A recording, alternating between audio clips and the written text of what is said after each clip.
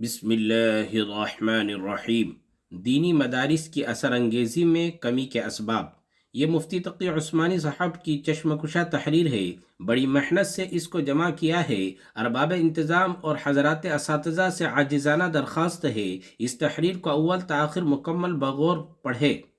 یعنی سنیں۔ اللہ تعالی عمل کی توفیق عطا فرمائے۔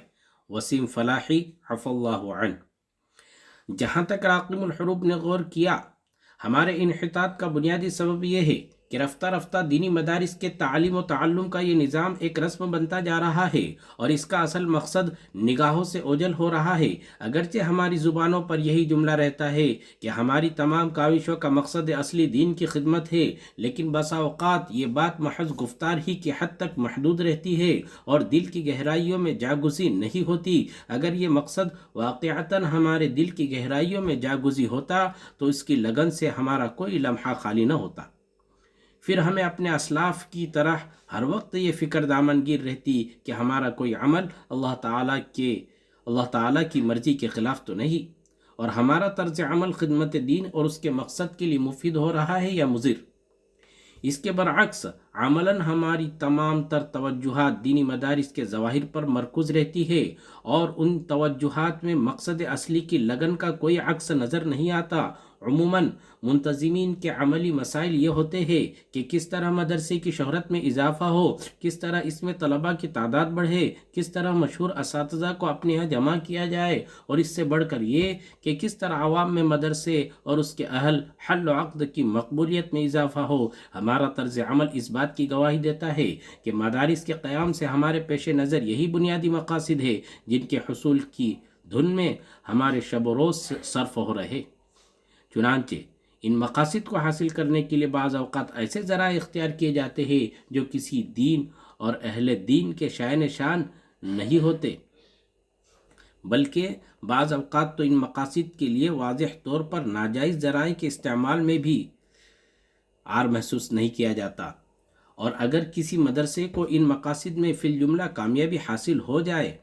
تو یہ سمجھ لیا جاتا ہے کہ مقصد اصلی حاصل ہو گیا۔ لیکن طلباء کی تعلیمی، اخلاقی اور دینی حالت کیسی ہے، ہم کس قسم کے افراد تیار کر کے اس سے معاشرے کی قیادت کے خواہش مند ہے، اور فی الواقعہ ہماری جد و جہد سے دین کو کتنا فائدہ پہنچ رہا ہے، ان سوالات پر غور کرنے اور ان کی تڑپ رکھنے والے رفتہ رفتہ مفقود ہوتے جا رہے ہیں۔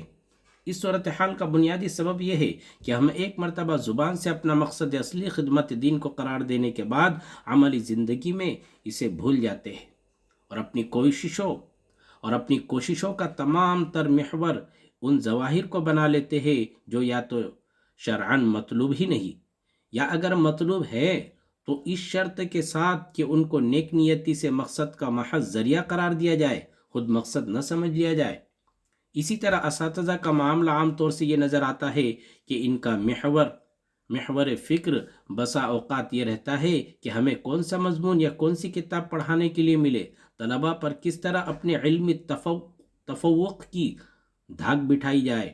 وہ کون سے ذرائع اختیار کیے جائے جن سے طلباء میں اپنی مقبولیت بڑھے، اور پھر اس مقبولیت میں اضافے کی خاطر بسا اوقات یہ بات مد نظر نہیں رہتی کہ طلباء کے لیے کون سا طرز عمل زیادہ مفید اور مناسب ہے، بلکہ دیکھا یہ جاتا ہے کیا طرز عمل طلباء کی خواہشات کے مطابق ہے۔ چنانچہ اس کے نتیجے میں اساتذہ اپنے طلباء کی رہنمائی کرنے کی بجائے ان کی خواہشات کے تابع ہو کر رہ جاتے ہیں، اور طلباء اساتذہ کے پیچھے نہیں چلتے بلکہ اساتذہ طلباء کی خواہشات کے پیچھے چلنے لگتے ہیں۔ ماضی میں خاص طور پر دینی مدارس کی روایت یہ رہی ہے کہ اساتذہ اور طالب علم کا رشتہ محض ایک رسمی رشتہ نہیں ہوتا تھا جو درس گاہ کی حد تک محدود ہو،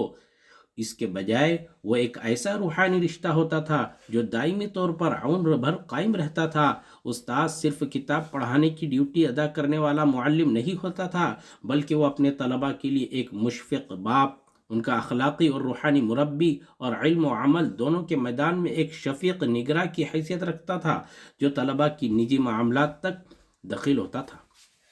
اس کا نتیجہ یہ تھا کہ طلباء اپنے اساتذہ سے علمی استعداد کے ساتھ ساتھ اخلاقی تربیت بھی حاصل کرتے تھے، ان سے زندگی کا سلیقہ سیکھتے تھے، ان سے للہیت، ایثار، تواضع اور دوسرے اخلاق فاضلہ اپنی زندگی میں جذب کرتے تھے، اور اس طرح شاگرد اپنے استاذ کے علم و عمل کا آئینہ ہوا کرتا تھا۔ اب رفتہ رفتہ یہ باتیں داستان پارینہ ہوتی جا رہی ہے،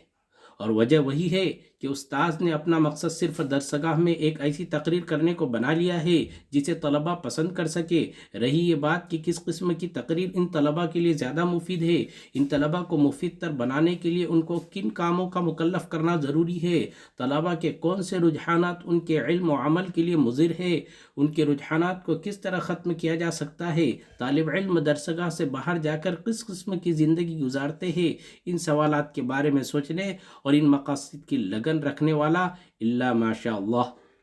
مفقود ہوتے جا رہے ہیں۔ دارالعلوم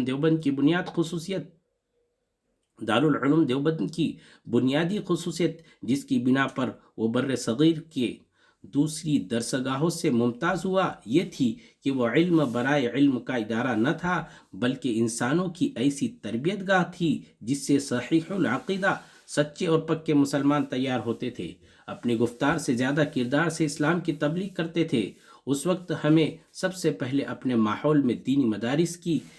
اسی روح کو از سر نو تازہ کرنے کی ضرورت ہے۔ اس وقت ہمیں سب سے پہلے اپنے ماحول میں دینی مدارس کی اسی روح کو از سر نو تازہ کرنے کی ضرورت ہے، کیونکہ اس کے بغیر ہماری درسگاہیں اگر بہت کامیاب ہوئی تب بھی محض علم برائے علم کے مراکز بن کر رہ جائے گی۔ مدرسے قائم کرنا اور ان میں چند لگے بندے علوم کا درس دینا بذات خود ایک مقصد بن جائے گا جس میں بہت سے مستشرقین یورپ بھی سرگرم عمل ہے،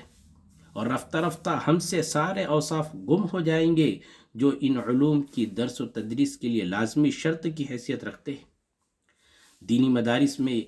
یہ اصل روح جو مرور ایام سے دھیمی پڑتی جا رہی ہے، از سر نو تازہ کرنے کے لیے سب سے اہم ذمہ داری ان درسگاہوں کے اساتذہ اور منتظمین پر عائد ہوتی ہے۔ ان کا یہ فریضہ ہے کہ وہ پہلے اپنے ذاتی اعمال و اخلاق کا جائزہ